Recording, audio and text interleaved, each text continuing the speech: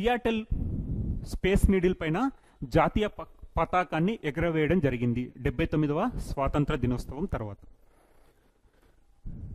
So next magnitude 6th earth quake ఎక్కడ? Sulawesi islands, ఇండోనేషియాకు సంబంధించి. Next top 10 countries with most solar power plants installed. So number 1 స్థానంలో ఉన్నది China, 2వ స్థానంలో ఉన్నది యుఎస్, 3వ స్థానంలో ఉన్నది Bharat.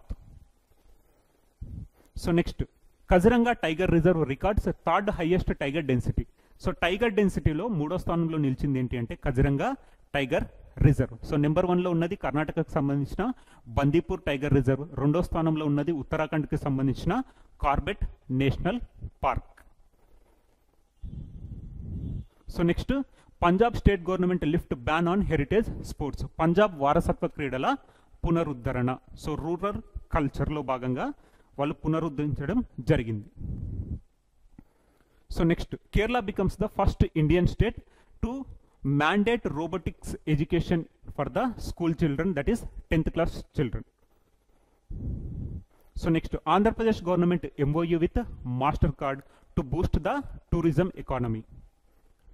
Next PM 2.5 Kotturu, Ramagundam and Patancheru were identified as pollution hotspots in Telangana.